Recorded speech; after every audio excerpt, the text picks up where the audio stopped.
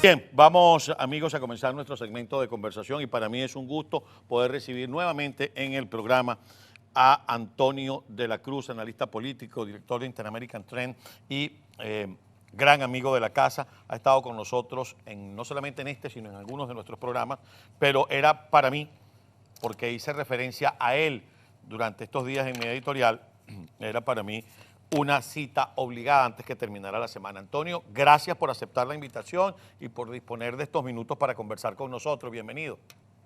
Muchas gracias, Carlos, y para mí un placer estar en tu programa y con tu audiencia. Bien, comentaba yo a la audiencia en estos días, en uno de los editoriales, habida cuenta de la postura del ex candidato presidencial Enrique Capriles, una tesis que conversaste tú con José Pernalete el mismo día que escuchamos la larguísima y poco sustanciosa intervención del ex candidato presidencial para decirnos que bueno, que sí, que vamos, antes había un camino y ahora vamos abriendo camino. Y esa tesis tendría que ver con una conversación o una relación entre la alta comisionada de Naciones Unidas, Michelle Bachelet, el Papa Francisco, la Iglesia Católica y la búsqueda de una salida o de una transición, pero con Maduro en el poder. Me gustaría que la barajáramos un poquito más despacio, como se dice en criollo venezolano. Fíjate, Carlos, ¿qué podemos ver para poner el corazón de la tesis? Hay un cambio de narrativa una vez que se produce el comunicado de la conferencia episcopal. La conferencia episcopal nos minó el camino de la oposición, de los factores democráticos, porque hasta ese momento la discusión a nivel interno y a nivel internacional era la ilegitimidad del Consejo Nacional Electoral y de esas elecciones. Una vez que aparece ese comunicado, por eso es tan importante, y esa es la pieza importante, el centro de gravedad va hacia los factores democráticos, porque resulta que en ese momento la discusión es, no estamos unidos y no tenemos un plan después del día del 6 de diciembre. Y empezamos nosotros a debatirnos entre unos y otros y dejamos aquello un poco como a la sombra, sin volverlo a ver. Y empezamos nosotros, y aparece María Corina, porque se entrevista con Guaidó, porque le ponen al presidente Guaidó a que tiene que reunirse con cada uno de los factores, Antonio Ledesma, entonces, y ahí va cosechando, y aquello se va como ocultando. Pero también existe una cosa muy interesante, cuando vemos, eso es una pieza importante. La otra pieza importante es que el día 12 de agosto el Papa Francisco se reúne con Michelle Bachelet. ¿Por qué se reúne con Michelle Bachelet? Y eso está en público, eso se puede ver. Y discute en Venezuela. Porque Michelle Bachelet ha sido muy crítica con la violación de los derechos humanos en Venezuela, sobre los presos políticos y las ejecuciones extrajudiciales con la FARC. Entonces, el Papa tuvo que haber llegado a un acuerdo con ella en términos de decirle, mire, nosotros entonces vamos a allanar eso, y ya que es cuando sucede 2 semanas después, la liberación de los 110 venezolanos presos injustificadamente. Entonces empiezan a complacer formas para poder ir adecuando el discurso y la narrativa, y vemos cómo brota una vez Europa a través de Borrell, o sea, la Unión Europea, perdón, porque es el canciller y dice que eso es excelente, y está bien, eso es excelente, pero no deja el hecho que es que son ilegítimas y que Maduro es ilegítimo y que estamos metidos en esta crisis por lo de Maduro y no por el Parlamento. El Parlamento no es lo que nos tiene metido en esta crisis, que es Maduro en su presidencia usurpadora la que nos tiene metido en esta crisis. Entonces aparece la canciller también de Pedro Sánchez con Podemos y dicen que es excelente y todo. Entonces tú empiezas a ver cómo todos los elementos se empiezan a acomodar en el ajedrez para llevarnos a esta legitimación de Maduro. ¿Por qué? Porque Cuba necesita los recursos hasta por lo menos se estabilice un poco la situación internacional, porque no tiene cómo mantenerse si Maduro pierde el poder. Cuba estaría en una situación muy crítica. Entonces esto es una jugada clásica del manual cubano, o sea, destruir la oposición, que se pelee. Nosotros creamos una narrativa, venimos con la Comunidad Europea es la que nos permite y nos da legitimidad.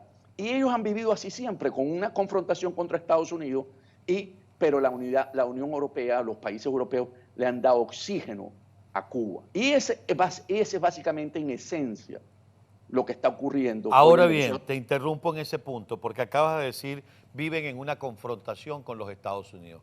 Estados Unidos ya habló el secretario Pompeo dijo, estaremos apoyando y reconociendo a Juan Guaidó como presidente hasta el cese de la usurpación.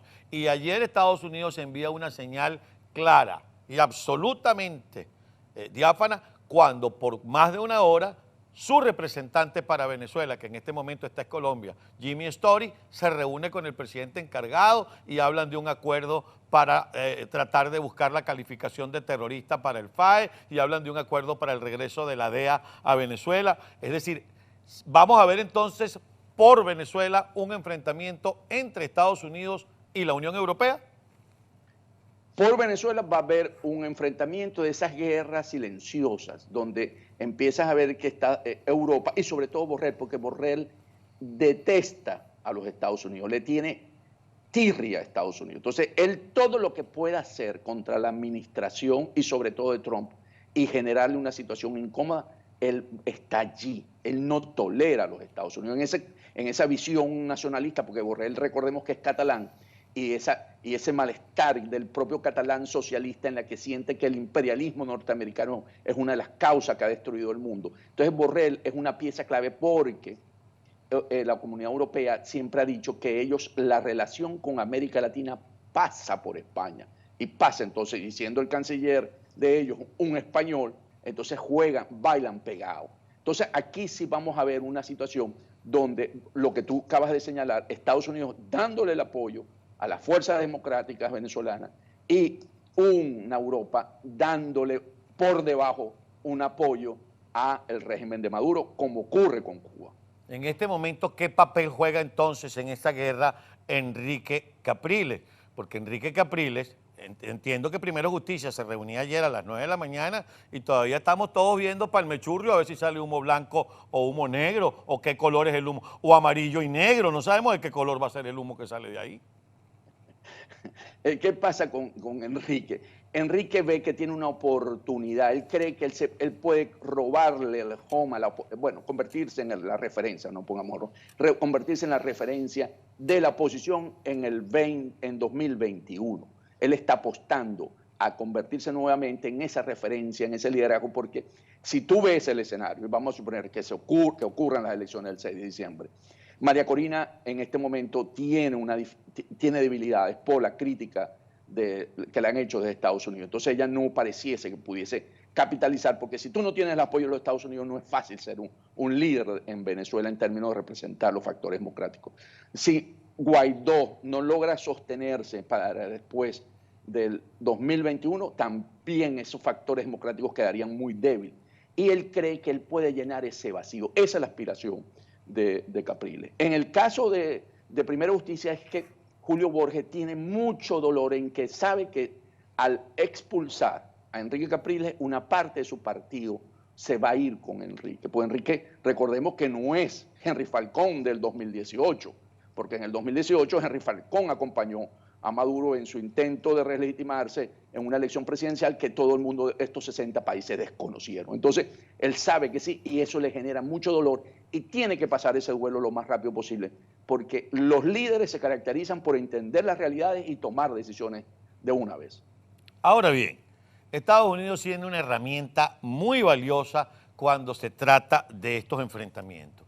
Y una herramienta, primero, Estados Unidos está reconociendo la Constitución venezolana. La Constitución venezolana, basada en algunos artículos de esa Carta Magna, es que Guaidó es presidente interino. Estados Unidos ha dicho, la elección que convoca Maduro no es una elección reconocible ni por Estados Unidos, y yo no sé qué va a pasar con los 60 países que respaldan al presidente Guaidó y que reconocen al presidente Guaidó y que desconocen a Maduro, pero pareciera que siguen en la misma tónica. Pregunta concreta, ¿cuál es esa arma poderosa que tiene Estados Unidos? Sancionar.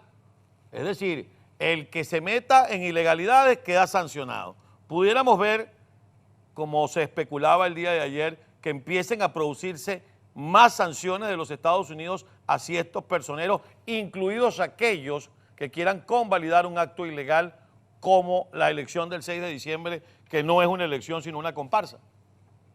Ok, entonces aquí nos metemos, Carlos, en un escenario que tenemos que ver que es el escenario electoral dentro de Estados Unidos. Aquí es, si continúa Trump, lo que tú acabas de decir, es lo que va a seguir y va a seguir con mucha fuerza. Y recordemos que esto ha llevado a Maduro a estar contra las cuerdas. Maduro está en este momento muy débil en cuanto a sostener el aparato del Estado. No puede, no tiene recursos, ingresos suficientes por parte de las exportaciones petroleras y está dependiendo de los recursos ilícitos. Y de ahí recordemos aquello que pasó con Padrino López, que tuvo que volver a colocar a los comandantes de la Guardia Nacional en los destacamentos porque están asociados con la guerrilla y con el narcotráfico. Entonces, ahí hay una estructura que no hay comando y control y por eso hay una gran debilidad. Ahí se ha perdido eso. Entonces, ¿qué pasa?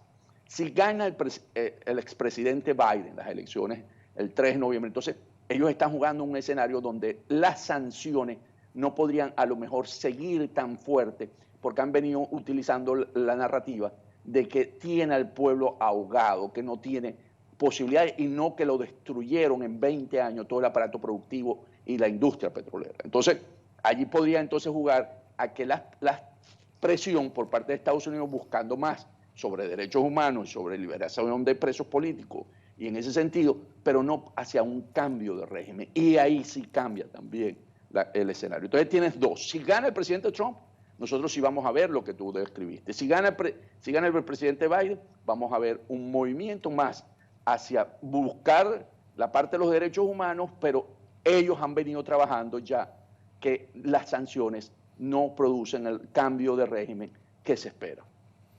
Me tengo que ir a la pausa y voy a regresar al principio de nuestra conversación. La iglesia tiene 2000 años y no ha perdido una. Y las pocas que ha perdido después las ha recuperado. Si la iglesia se embragueta, por decirlo en buen criollo, en este proyecto, pudiéramos ver a un Capriles fortalecido como un jefe de una oposición que a la vez será la oposición a la medida de Nicolás Maduro. Tu respuesta, por favor, al regreso de esta pausa. Amigos, estamos...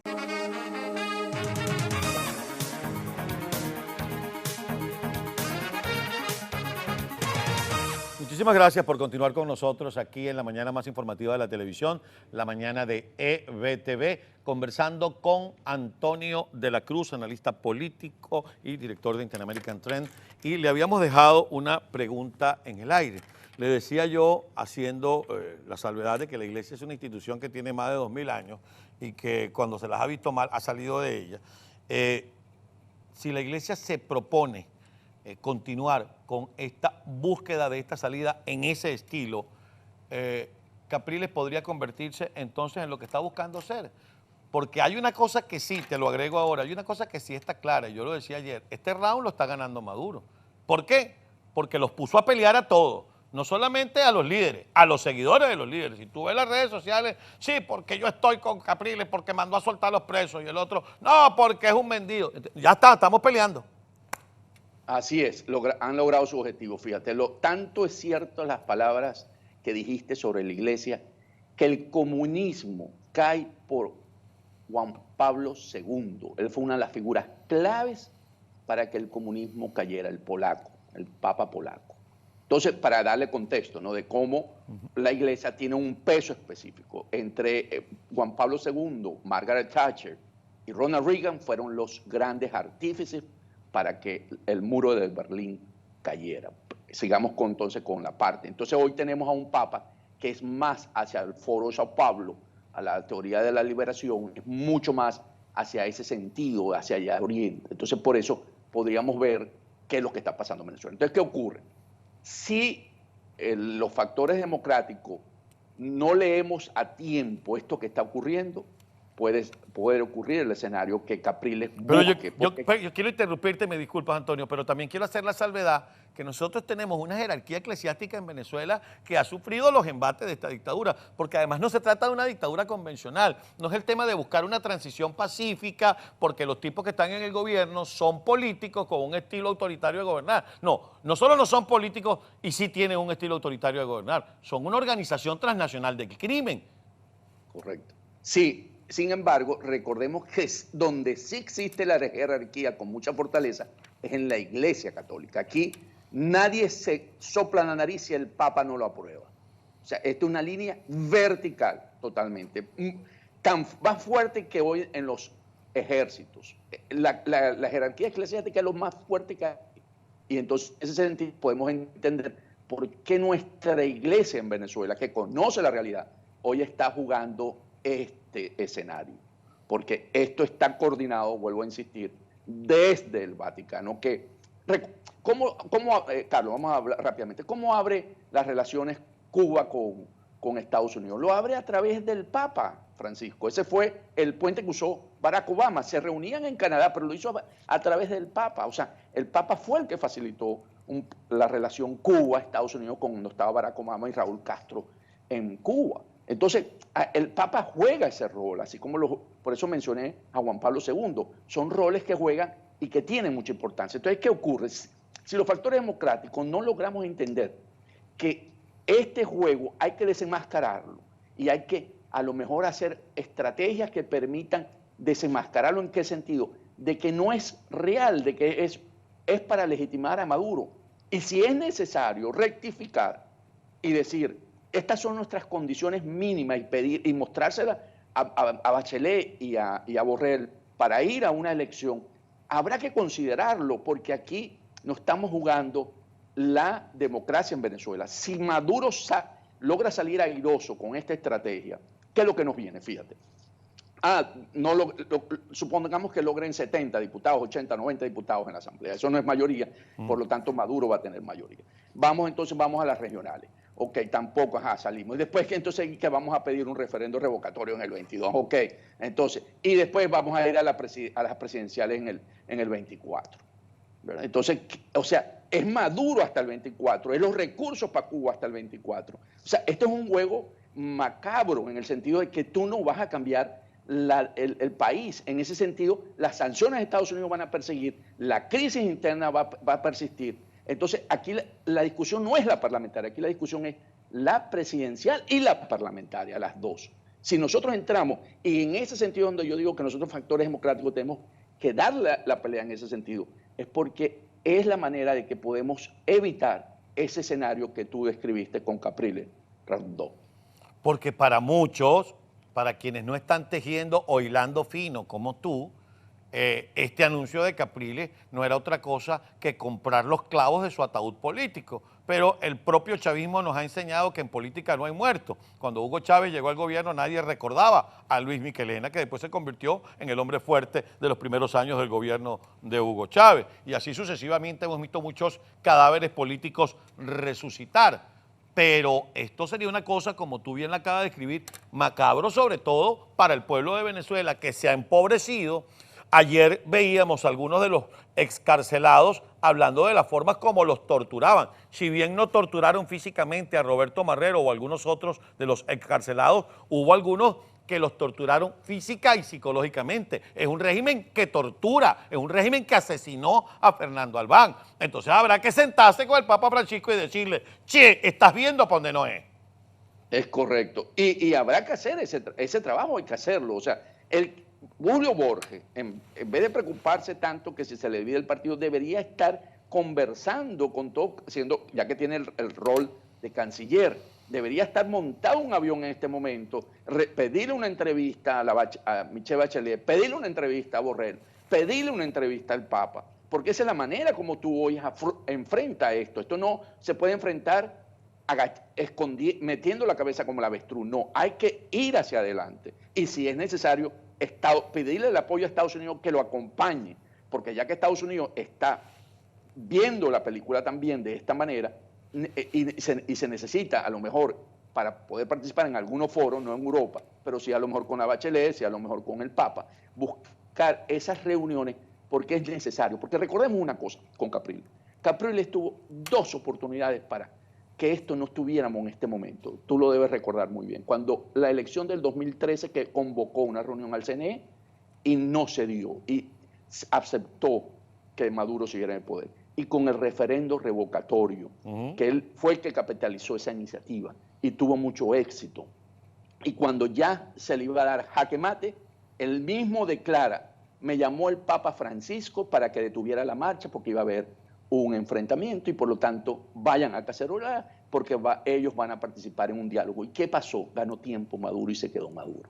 Entonces, Capriles en ese sentido tiene dos oportunidades que tuvo en las que no cerró el juego, no fue un buen cerrador en juego de béisbol, sino que teniéndolo ganado, lo perdió. Entonces, hoy sale por la parte social, porque sufre, sí, pero para evitar que el pueblo siga sufriendo no es la parlamentaria, no es la que te va a resolver la situación, es la presidencial si tú quieres tener el enfoque correcto.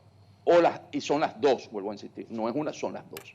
Ahora, no hacer nada es dejar hacer. Y tú acabas de decir lo que debería estar haciendo el comisionado para las relaciones exteriores del presidente Guaidó, Julio Borges. Pero ahora me voy para el otro lado. El comunicado de la Iglesia y de la Conferencia Episcopal Venezolana es absolutamente claro. También dice, ok, no, si me vas a decir que no participo en la comparsa electoral, dime qué vamos a hacer. Y yo todavía, como venezolano, espero que el presidente Juan Guaidó y todo su equipo de trabajo y los 27 partidos que lo acompañan y Estados Unidos y todo ese conglomerado que sostiene al gobierno interino nos digan, ok, si no vamos a elecciones, ¿qué vamos a hacer? Porque también eso es importante. No vamos a elecciones, ¿qué vamos a hacer? Y si Julio Borges se tiene que mover desde Bogotá para el Vaticano y tiene que ir a la alta comisionada de Naciones Unidas y tiene que ir a hablar con Borrell, la orden se la tiene que dar el presidente.